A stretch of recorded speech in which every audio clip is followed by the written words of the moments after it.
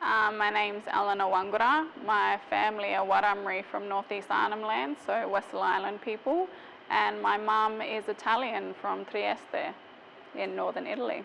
I moved to Queensland to study performing arts, so I came from a small remote town and decided to kind of take the big leap to the city and spent 4 years studying performing arts and then moved into the public sector after that, doing arts admin and programming. I think I've always just connected to performing ever since I was little. I always remember dancing and watching like video hits at the time and things like that, and just mimicking what I'd see people doing on TV. So I always really connected with dancing.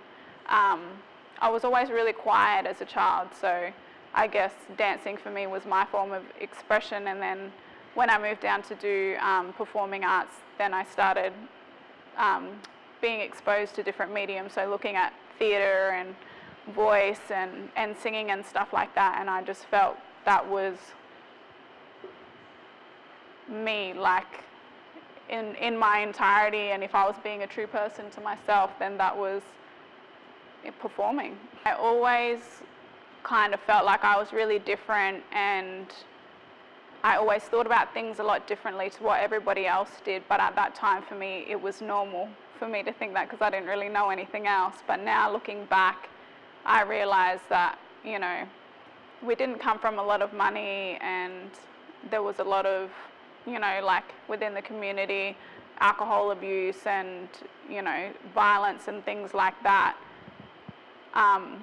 that had affected me, but I didn't really realise how much until my later life, until I'd reflect on, you know, my life as a child. But at the same time, I don't think that it was ever detrimental. It just built strength within me to want better than what I had. Left the Northern Territory a few months after my 21st birthday, after kind of I was working, but I just felt myself digging myself into a hole and being caught up in that negative kind of downturn of sometimes what community life can be. The bureaucracy is the biggest. I think a lot of black people need to just realise that they have the power to make change and initiate that change within themselves, however it may be relevant to you.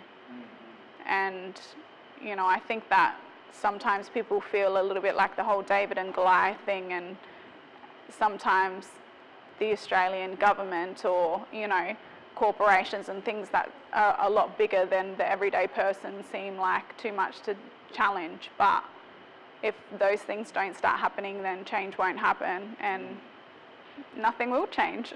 I think opportunity is definitely a big thing, and education comes, you know, hand in hand with that. If you don't really know much about something and you don't have an educated opinion on something, then how can you really comment, you know, without being ignorant? And I think that, yeah, education is the biggest thing.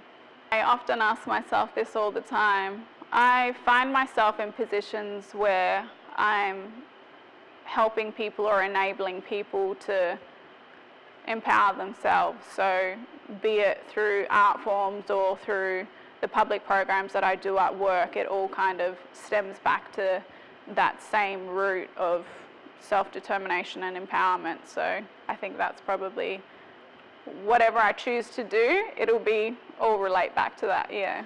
I guess the biggest thing would be to be true to yourself. Use whatever resources that you can to empower yourself, and just, yeah, make sure that you nourish your own self and don't get lost within the crazy world that we live in. I think that I'm a big advocate for self-determination. You know, I think that there's, maybe it's a cultural thing, but women have always been kind of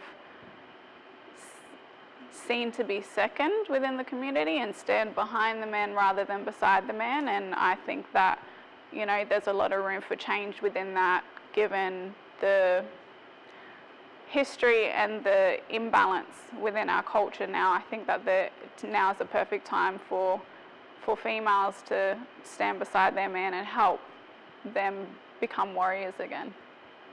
I think that the mixture between traditional culture and Western culture has allowed for that, where culturally maybe there might not have been a place for females to have a voice and kind of speak out and take that role, especially within cultural groups that are more paternalistic rather than maternalistic. Yeah, that Western culture has provided that platform for a lot of females. Yeah.